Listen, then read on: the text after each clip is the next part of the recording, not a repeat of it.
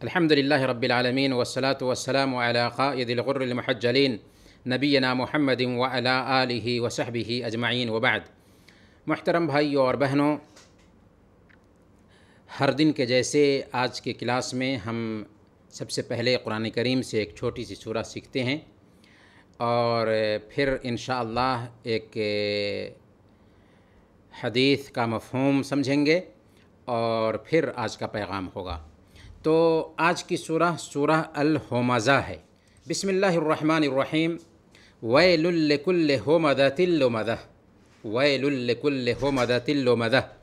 تباہی ہے ہر اس آدمی کے لیے جو عیب ٹٹولتا ہے اور غیبت کرتا ہے۔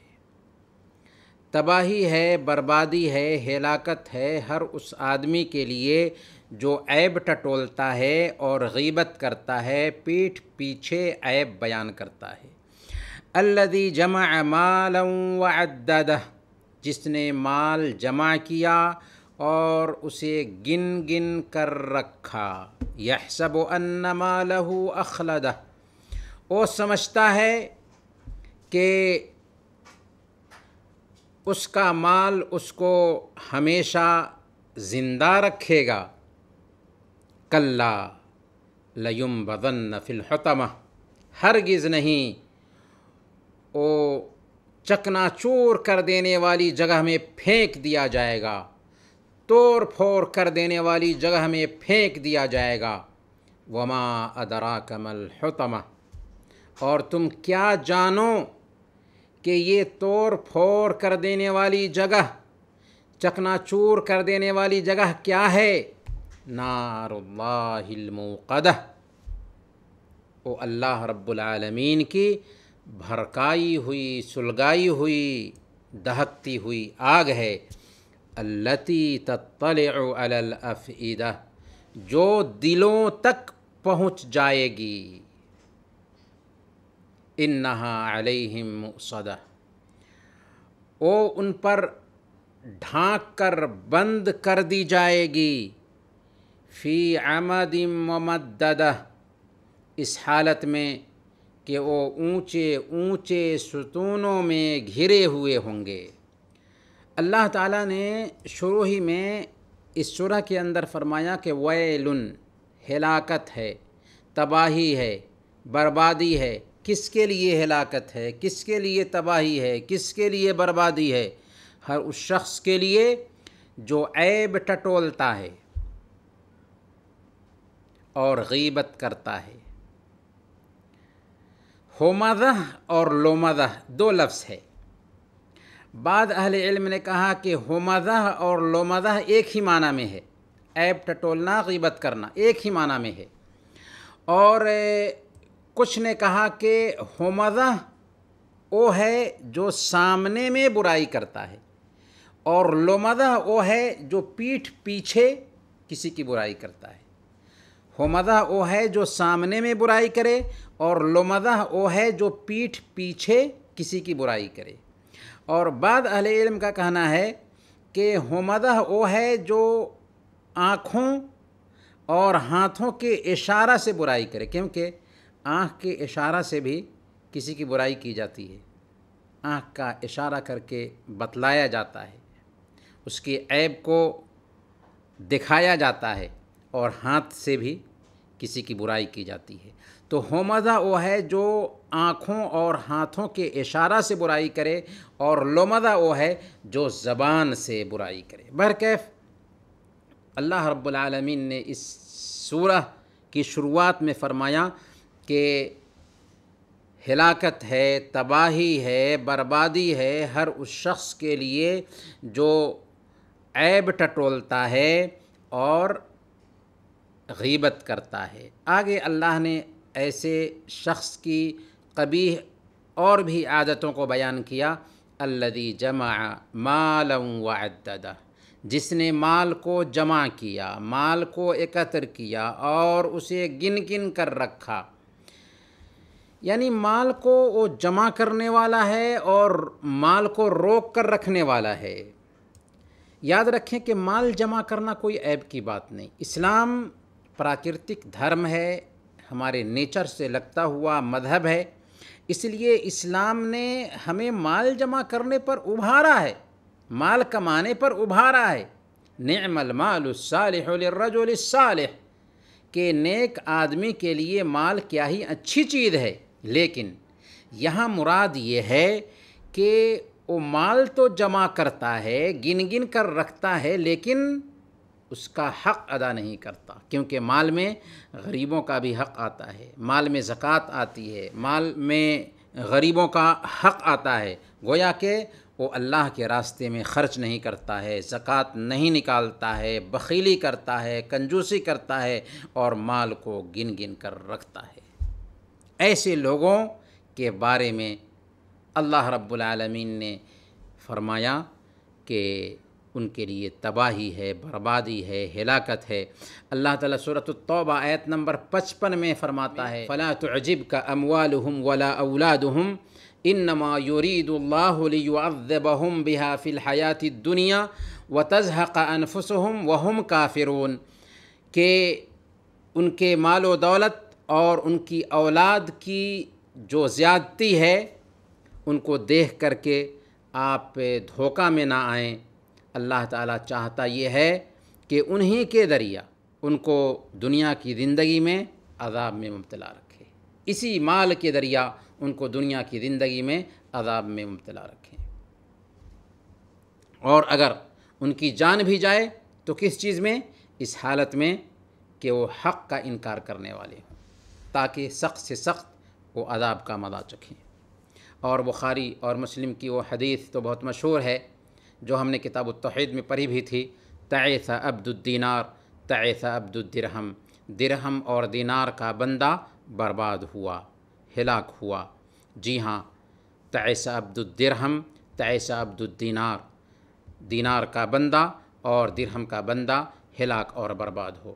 آگے اللہ رب العالمین نے فرمایا یحسب ان مالہ اخلدہ، کیا وہ گمان کرتا ہے کہ اس نے جو مال جمع کیا ہے، اس نے جو گن گن کر مال رکھا ہے اور اللہ کے راستے میں اس نے خرچ نہیں کیا، بخیلی کی ہے، کنجوسی کی ہے، یہ مال اس کو ہمیشہ رکھے گا، اس کو موت سے دور کر دے گا؟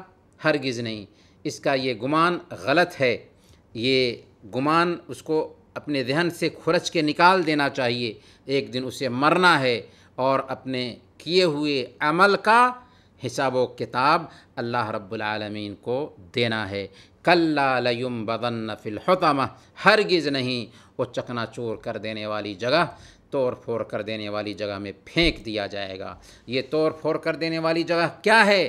اللہ نے اس کی وضاحت بھی کر دی، نار اللہ الموقدہ، یہ اللہ کی دہکائی ہوئی، اللہ کی سلگائی ہوئی آگ ہے، جہنم کی آگ. جی ہاں، جہنم کی آگ جو دنیا کی آگ کے مقابلہ میں 70 گنا زیادہ ہے. جس آگ کی سختی یہ ہوگی کہ التی تطلع علی الافئدہ، جو دلوں تک پہنچ جائے گی.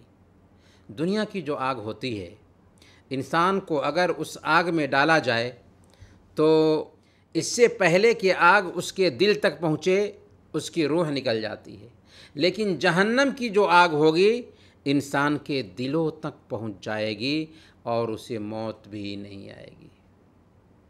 جی ہاں، جہنم کے اندر آگ میں جلنا ہے، لیکن عذاب کا مزہ چکھتے ہوئے موت نہیں آئے گی. اللہ تعالیٰ نے فرمایا سورہ فاطر آیت نمبر 36 لا يقضى علیہم فیموتوا ولا یخفف عنہم من عذابها، کہ نہ تو ان کی قضا آئے گی کہ وہ مر ہی جائیں، نہ ہی دوزخ کا عذاب ان سے ہلکا کیا جائے گا. پھر جہنم کے راستے اور دروازے جو ہوں گے وہ پورے طور پر بند کر دیے جائیں گے، چاروں طرف سے گھیر دیے جائیں گے کہ ہوا بھی نہ نکل سکے.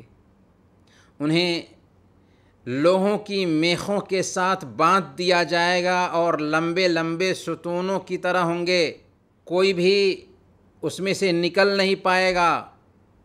ذرہ برابر بھی ہوا نکلنے کے لیے کوئی سوراخ بھی نہیں ہوگا. شیخ ابن عثیمین رحمۃ اللہ علیہ فرماتے ہیں کہ ذرا غور کرو، کوئی آدمی اپنے کمرے میں ہو یا اپنی گاڑی میں بیٹھا تھا کہ اچانک اس میں آگ پھوٹ پڑی اور اس کمرے سے یا اس گاڑی سے نکلنے کا کوئی راستہ نہ ہو، دروازے سارے کے سارے بند ہوں، پھر کیا ہوگا انسان کا حال؟ کیسی حسرت سے وہ دوچار ہوگا کہ کہیں سے نکلنے کی کوئی کیفیت نہیں ہے۔ یہی حالت جہنم کی ہوگی۔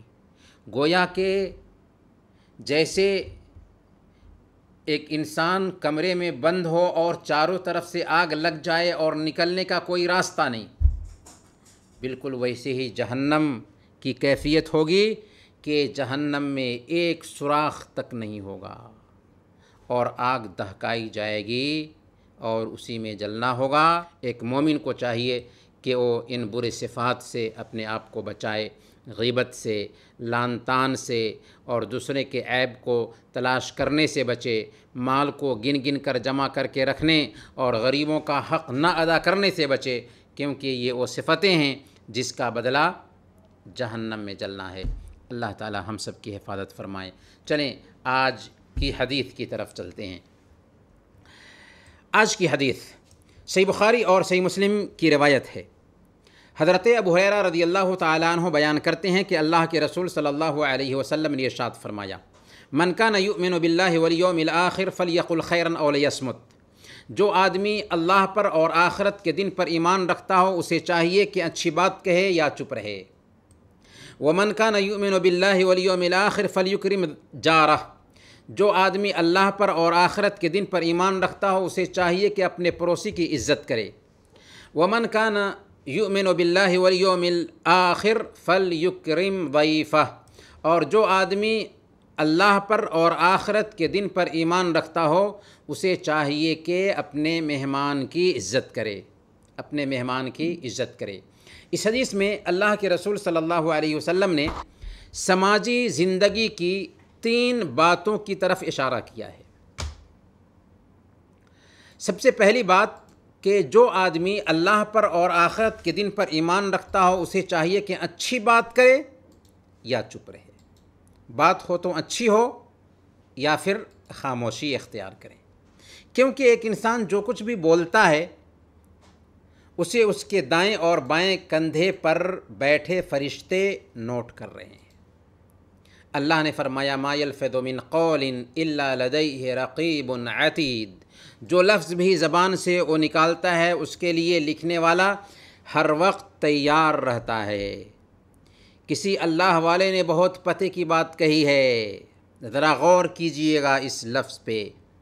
اگر تمہیں پابند بنا دیا جاتا کہ کرامن کاتبین یعنی دائیں بائیں کندھے کے فرشتے کرامن کاتبین کو کاغذ خرید کر مہیا کرو تو بہت ساری باتیں کرنے سے تم چپ ہو جاتے کہ کاغذ دینا ہوگا۔ جی ہاں، ایک انسان جو کچھ بھی بولتا ہے ایک ایک بات اس کی نقل کی جا رہی ہے، اس لیے یا تو اچھی بات کریں یا خاموش رہیں۔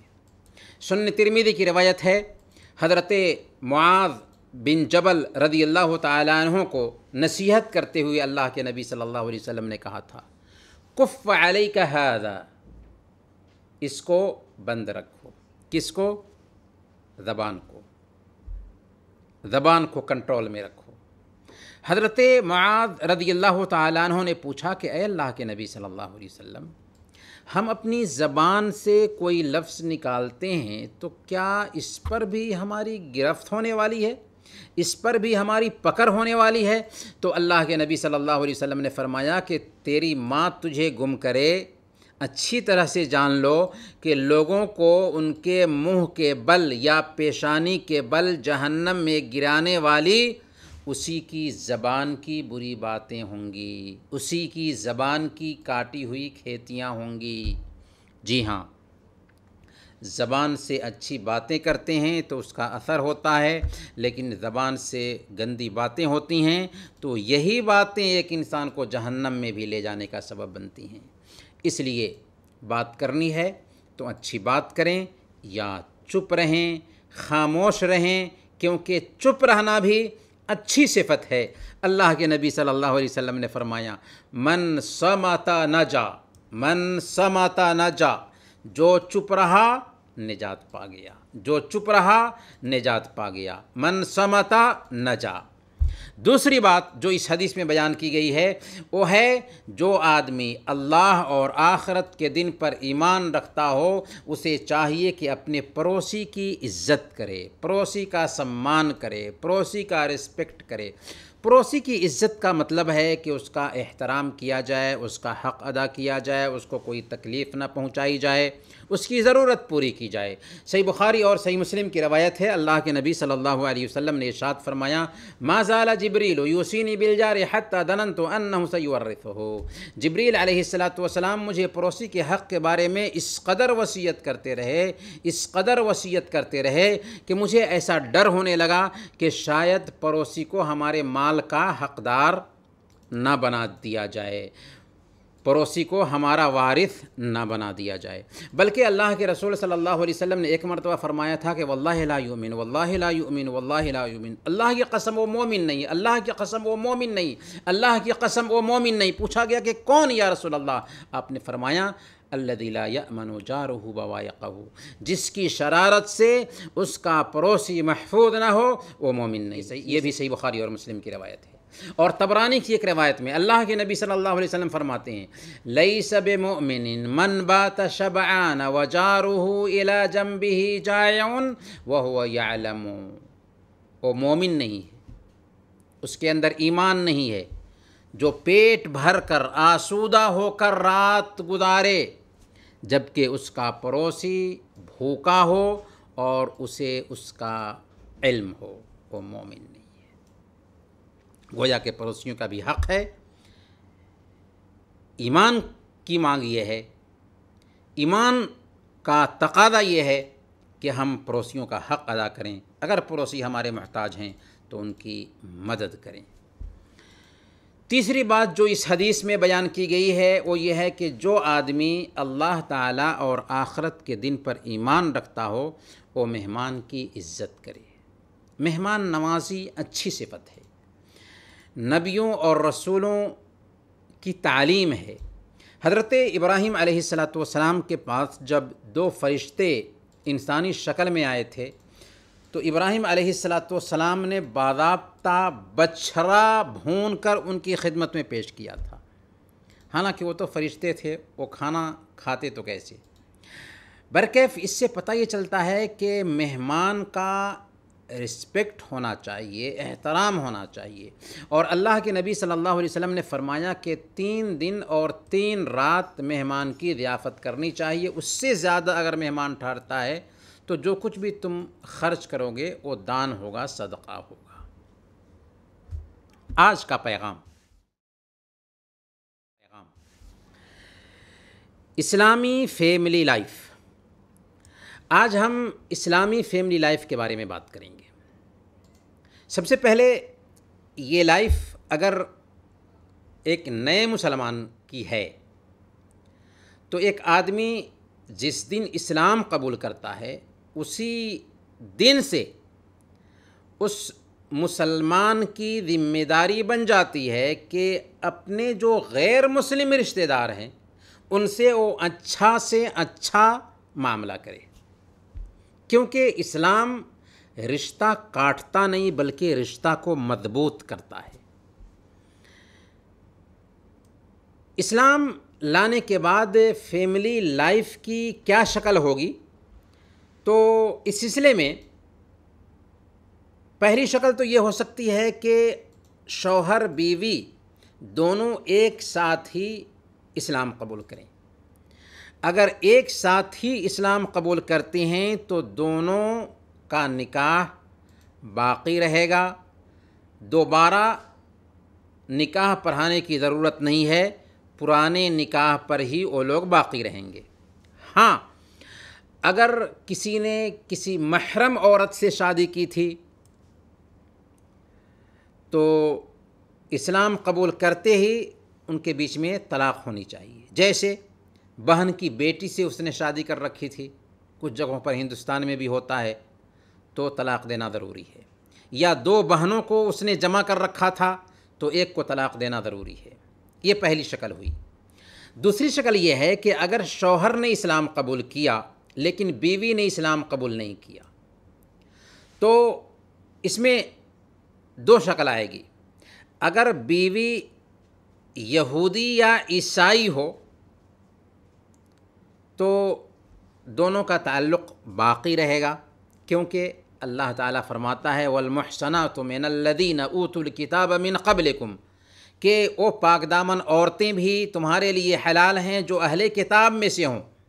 لیکن ایسی حالت میں اس مسلمان شوہر کو چاہیے کہ اپنی عیسائی بیوی یا یہودی بیوی کو اسلام کی دعوت دیتا رہے، اسلام پر ابھارتا رہے، کیونکہ اسلام قبول کرانا یہ سب سے بڑھ کر خیر خواہی ہے.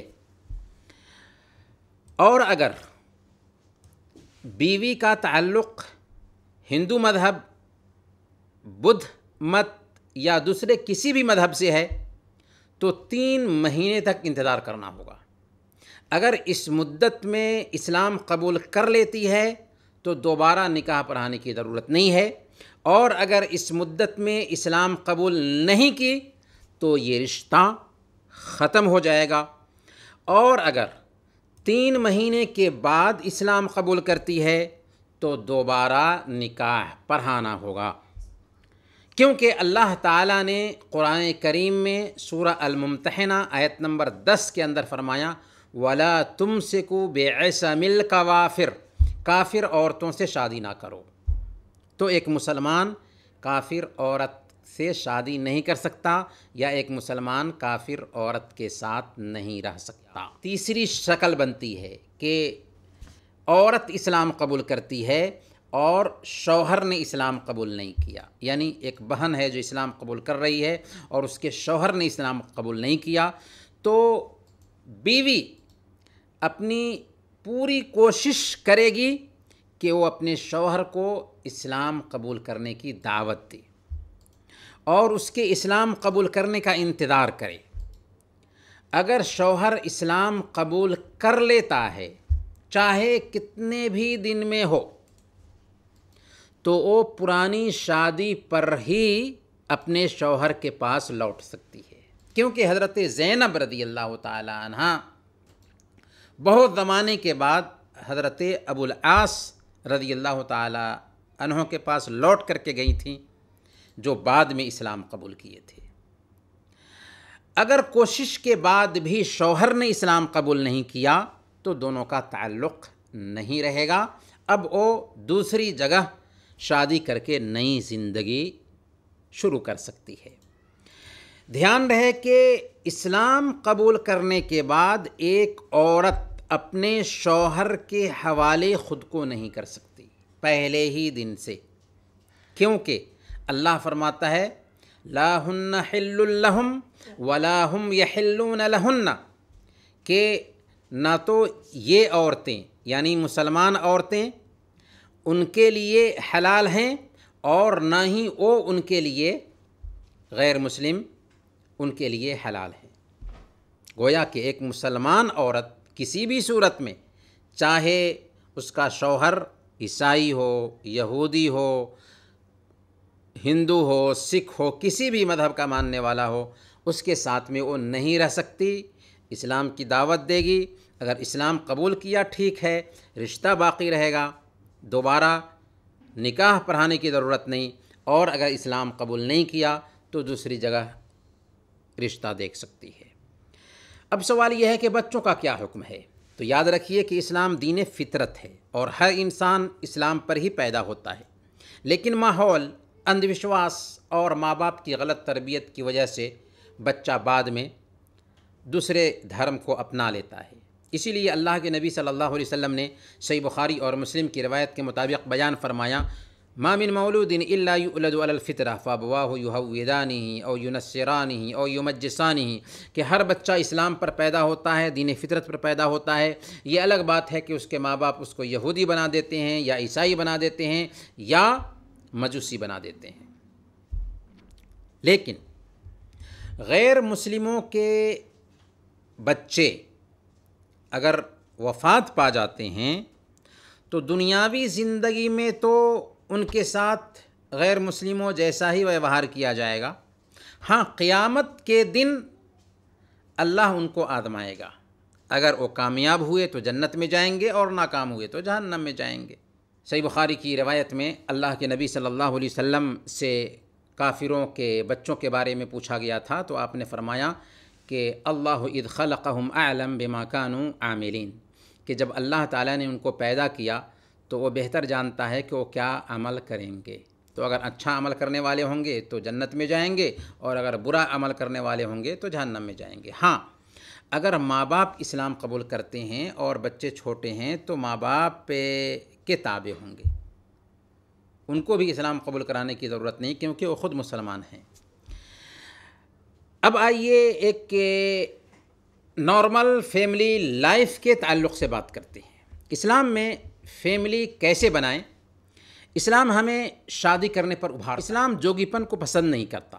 صحیح بخاری اور صحیح مسلم کی روایت ہے، اللہ کے نبی صلی اللہ علیہ وسلم نے ارشاد فرمایا کہ یا معاشر الشباب من استطاع منکم الباءۃ فلیتزوج، کہ اے نوجوانوں کی جماعت، تم میں سے جو کوئی بھی شادی کرنے کی طاقت رکھتا ہو اسے شادی کر لینی چاہیے، کیونکہ اس کی وجہ سے نگاہ جھکی رہتی ہے اور شرمگاہ کی حفاظت ہوتی ہے۔ سوال یہ ہے کہ شادی کس لڑکی سے کرنی چاہیے؟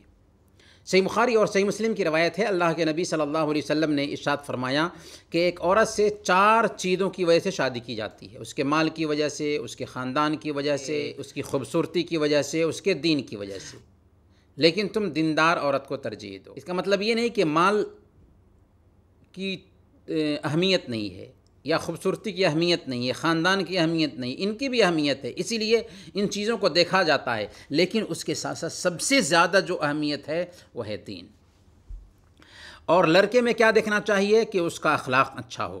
اللہ کے نبی صلی اللہ علیہ وسلم نے فرمایا، سنن ترمذی کی روایت ہے، اذا جاءکم من ترضون دینہ وخلقہ فزوجوہ الا تفعلوہ تکن فتنۃ فی الارض وفساد کبیر، کہ اگر تمہارے پاس ایسا رشتہ آتا ہے جس کی دینداری اور اس کے اخلاق سے تم راضی ہو تو اپنی بیٹی اس کے حوالے کر دو، اگر ایسا نہیں کرو گے تو زمین میں فتنہ پیدا ہوگا اور فساد مچے گا۔ داماد دیکھتے وقت بھی معیار دینداری ہی ہونی چاہیے، اخلاق ہی ہونا چاہیے۔ اگر یہ معیار بناتے ہیں تو عجیب طریقے سے ازدواجی زندگی میں سکون پیدا ہوتا ہے۔ رشتہ کے بعد رشتہ کو بہتر سے بہتر کرنے کی کوشش کرنی چاہیے۔ اللہ تعالیٰ نے مرد اور عورت دونوں کا مزاج الگ الگ رکھا ہے، اور جب رشتہ ہوتا ہے تو مزاج میں اختلاف ہو سکتا ہے، لیکن شوہر بیوی دونوں ایک دوسرے کو اگر امانت سمجھیں گے، ایک دوسرے کے راز کی حفاظت کریں، آپس میں ایک دوسرے کے اندر محبت اور رحم دلی کا جذبہ رکھیں، دونوں ایک دوسرے کے دکھ درد میں شریک رہیں، اور شوہر بیوی ایک دوسرے پر کلی طور پر اعتماد کریں، شک اور شبہ کو فیملی لائف میں آنے نہ دیں، تو یاد رکھیں ہماری جو فیملی لائف ہے وہ بہت ہی خوشگوار گزرے گی۔ بیوی کا شوہر پر بنیادی طور پر حق یہ ہے کہ شوہر اس کے خرچہ کا انتظام کرے، اس کی رہائش کا انتظام کرے، اور اس کو دین سکھانے کی طرف دھیان دے۔ اللہ تعالیٰ نے فرمایا، یا ایھا الذین آمنوا قوا انفسکم واہلیکم نارا، اے ایمان والو اپنے آپ کو اور اپنے گھر والوں کو جہنم کی آگ سے بچاؤ۔ یہ ہماری ذمہ داری ہے کہ ہم اپنے فیملی کو جہنم کی آگ سے بچائیں، اور اس کے لیے ضروری ہے کہ فیملی کو دینی تعلیم دیں۔ شوہر کی ذمہ داری بنتی ہے کہ اپنی بیوی کو دینی تعلیم سے آراستہ کرے، اور اسلام سکھانے کے لیے کوئی نہ کوئی حل نکالے۔ اگر شوہر ایسا نہیں کرتا ہے تو امانت میں خیانت کرنے کا وہ مرتکب ہوگا اور اللہ کے ہاں اس کی پکڑ ہو سکتی ہے۔ شوہر کی یہ بھی ذمہ داری ہے کہ عورت کو پردہ کرنے کی تاکید کرے اور اپنی بیوی سے اچھے طریقے سے نباہ کرے۔ وَعَاشِرُوهُنَّ بِالْمَعْرُوفِ، ان عورتوں کے ساتھ دستور کے مطابق نباہ کرو۔ فَإِنْ كَرِهْتُمُوهُنَّ فَعَسَىٰ أَن تَكْرَهُوا شَيْئًا وَيَجْعَلَ اللَّهُ فِيهِ خَيْرًا كَثِيرًا، اگر ان کے اندر تمہیں کوئی ایسی بات دکھتی ہے جو پسند نہیں ہے تو ہو سکتا ہے وہ پہلو تمہیں پسند نہ ہو، لیکن بہت سارے پہلو ہیں جو تمہیں پسند ہوں گے۔ اسی لیے عورت کی خوبیوں پر نگاہ رکھی جائے، خامیوں کو نظر انداز کیا جائے، خامیوں کو پیچھے ڈال دیا جائے۔ اللہ کے نبی صلی اللہ علیہ وسلم نے یہی قاعدہ بتایا۔ صحیح مسلم کی روایت کے مطابق آپ صلی اللہ علیہ وسلم نے فرمایا، لا یفرق مؤمن مؤمنۃ ان کرہ منہا خلقا رضی منہا آخر، کوئی مومن اپنی مومنہ بیوی کو ناپسند نہ کرے، اگر اس کا کوئی ایک عمل اس کو پسند نہیں ہے تو بہت سارے ایسے کام ہیں جو اس کو پسند ہوں گے، بہت ساری خصلتیں ہیں، بہت ساری عادتیں ہیں جو اس کو پسند ہوں گی۔ اس لیے معیار خوبی کو بنانا چاہیے، خامی کو نہیں۔ اور اس کے ساتھ ساتھ عورت کے اندر جذباتیت ہوتی ہے، اس لیے شوہر کو صبر کے ساتھ، سکون کے ساتھ، نرمی کے ساتھ، شفقت کے ساتھ اس کے سدھار کی کوشش کرنی چاہیے۔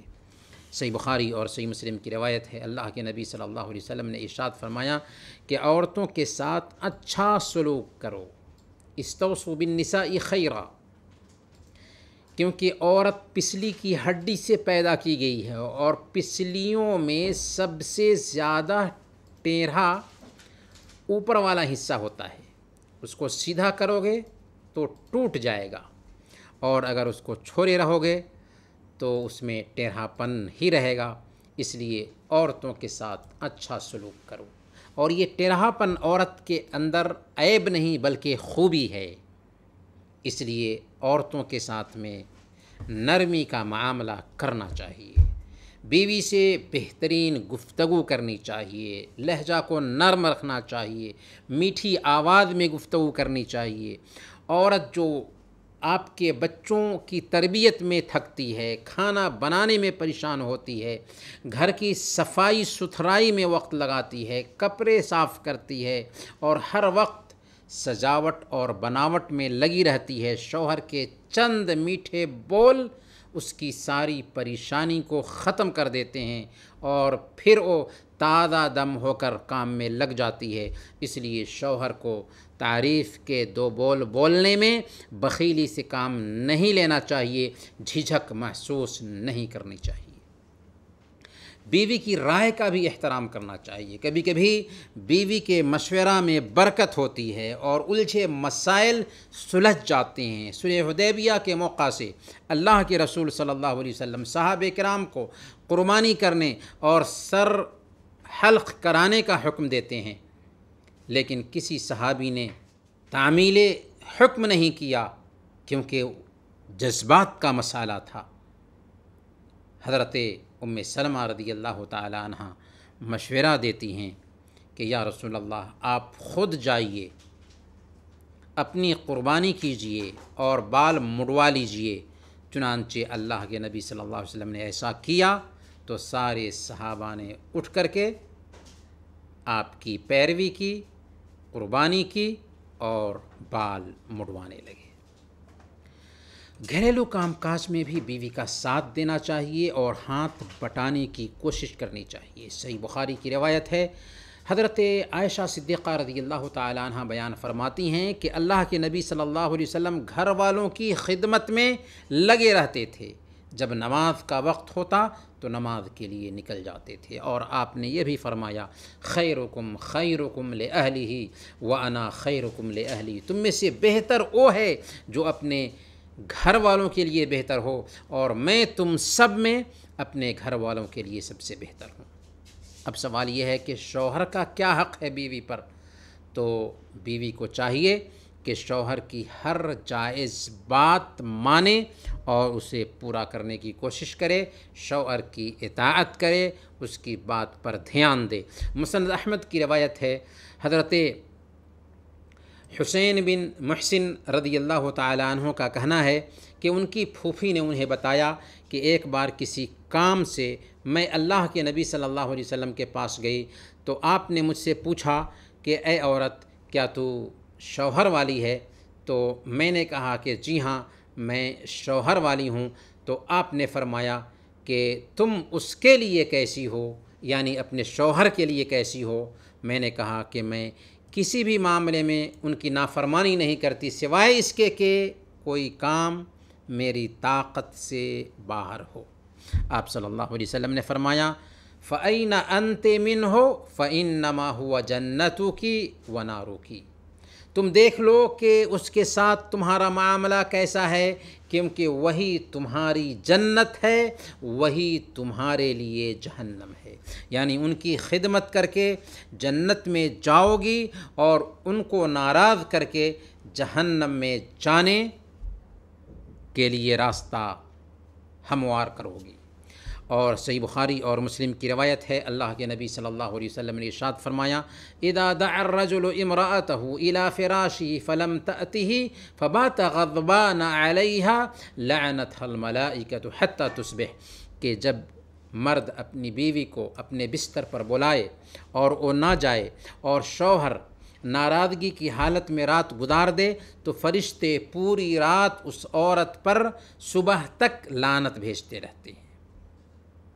اسی لیے اللہ کے نبی صلی اللہ علیہ وسلم نے فرمایا کہ لو كنت امر احدا ان يسجد لاحد لامرت المرأة ان تسجد لزوجها، کہ اگر میں کسی کو حکم دیتا کہ کسی دوسرے کو سجدہ کرے تو میں ایک عورت کو حکم دیتا کہ وہ اپنے شوہر کو سجدہ کرے۔ لیکن اسلام میں اس بات کی اجازت نہیں ہے کہ اللہ کے علاوہ کسی اور کو سجدہ کیا جائے۔ اگر اجازت ہوتی تو ایک عورت کو حکم دیا جاتا کہ وہ اپنے شوہر کو سجدہ کرے، شوہر کا مقام اور اس کے مرتبہ کی بنیاد پر۔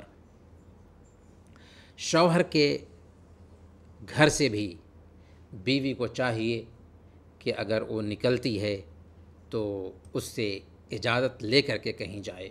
اس لیے اگر شوہر کے لیے جو تعلیمات ہیں ان کو وہ اپناتا ہے اور بیوی کے لیے جو تعلیمات ہیں ان کو اپناتی ہے تو شوہر بیوی کی زندگی خوشگوار زندگی ہوگی اور سکون کے ساتھ میں گھر جنت نظیر بنا رہے گا۔ انہی چند باتوں کے ساتھ آج کے درس کو ہم ختم کرتے ہیں۔ انشاءاللہ کل پھر ملیں گے، تب تک کے لیے اجازت دیجیے۔ وصلی اللہ علی نبینا محمد وعلی آلہ وصحبہ اجمعین۔